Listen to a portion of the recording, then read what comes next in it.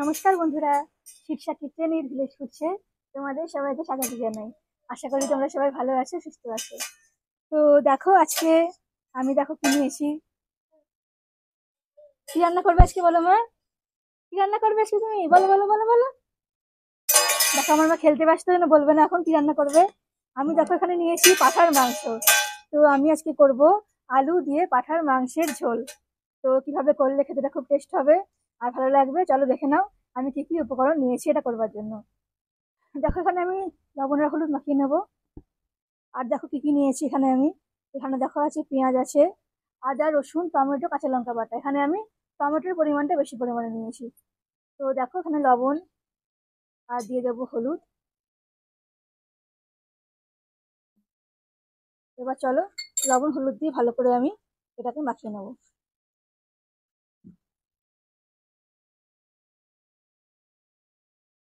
দেখো মাংসটা আমি লবণ হলুদ মাখিয়ে নিয়েছি। এখানে দেখো কড়াই দিয়ে দিয়েছি তেল। তো তেলটা গরম হয়ে গেছে, সর্ষের তেল দিয়ে দিয়েছি। এখানে দেখো আছে কুচানো পেঁয়াজ, এটা দিয়ে দেবো তেলের মধ্যে। আর এদিকে দেখো কেমন জোরে দেখো বৃষ্টি চলে এসেছে আজকে রান্না করতে করতে। কেমন দেখো বৃষ্টি পড়ছে দেখো। আর এদিকে দেখো আমার মেয়ে, বৃষ্টি পড়ছে, বেশ ঠান্ডা ওয়েদার। দেখো কেমন সুন্দর খেলছে, দেখো দেখো কেমন খেলছে, দেখো নিজের মনে। শোনা শোনা, ওই শোনা, তুমি খেলছো? দেখো আমার মেয়ে দেখো বৃষ্টি দেখছে দেখো, আর দেখো নিজের মনে খেলছে। চলো আমি পেঁয়াজটাকে ভেজে নেবো লাল করে তা করতে করতে। চলো পেঁয়াজটা দিয়ে দিলাম, পেঁয়াজটা তেলের মধ্যে দিয়ে লাল করে ভেজে নেবো। দেখো যে পেঁয়াজটা ভাজা হয়ে গেছে। এখানে দেখো আদা রসুন কাঁচা লঙ্কা টমেটো আছে, এটা আমি দিয়ে দেবো তেলের মধ্যে।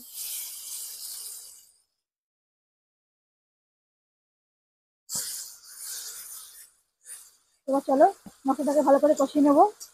আমি হ্যাঁ টমেটোর পরিমাণটা বেশি দিয়েছি, তাহলে টমেটো দিলে পরে এই মাংসের টেস্ট আলাদা হবে, সুন্দর হবে। চলো ভালো করে আমি কষিয়ে নেবো এটা।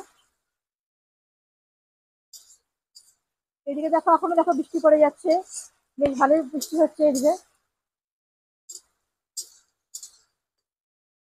ম্যারিনেট করা পাঠার মাংসটা এবার আমি দিয়ে দেবো এতে। আর দেখো দিয়ে দেবো আলুটা। আমি একবারে ভালো করে আলু আর মাংসটা কষিয়ে নেবো, পাঠার মাংসটা মশলার সাথে। দেখো এদিকে মাংসটা কষাচ্ছি, এতে দেখো আমি দিয়ে দেবো জিরে গুঁড়ো,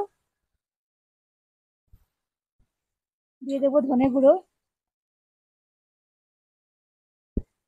দিয়ে দেবো কাশ্মীরি লঙ্কার গুঁড়ো,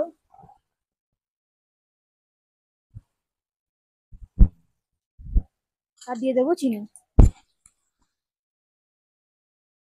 এবার চলো ভালো করে এটা আমি কষিয়ে নেবো,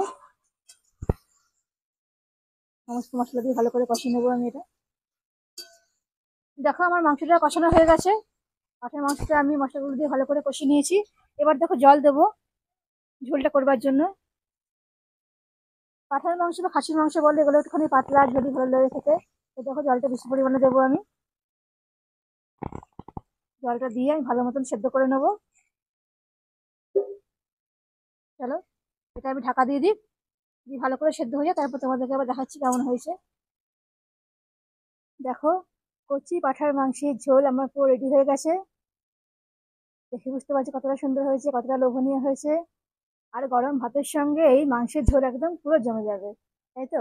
ভাতের সঙ্গে কিন্তু এই মাংসের ঝোলটা সব থেকে বেশি ভালো লাগে খেতে। তো চলো আমি তো করে দিলাম রান্নাটা, তোমরা এরকম ভাবে বাড়িতে বানিয়ে খেও আর আমাকে জানিয়ে কেমন হয়েছে। তোমাদের যদি ভালো লাগে আমার রান্নাগুলো, তো অবশ্যই আমার channel Tirsha kitchen with village food সেটা সাবস্ক্রাইব করে দিও। আর পাশের বেল আইকনে অবশ্যই ক্লিক করো। সামনেই তো পুজো আসছে, তো পুজোর অনেক ভিডিও নিয়ে রান্নার আমি আসবো তোমাদের কাছে, তাই তোমরা দেখতে থেকো অবশ্যই। তো আজকে আমি এখানে শেষ করলাম। তোমরা সবাই ভালো থেকো, সুস্থ থেকো। আজকের মতন টাটা বন্ধুরা।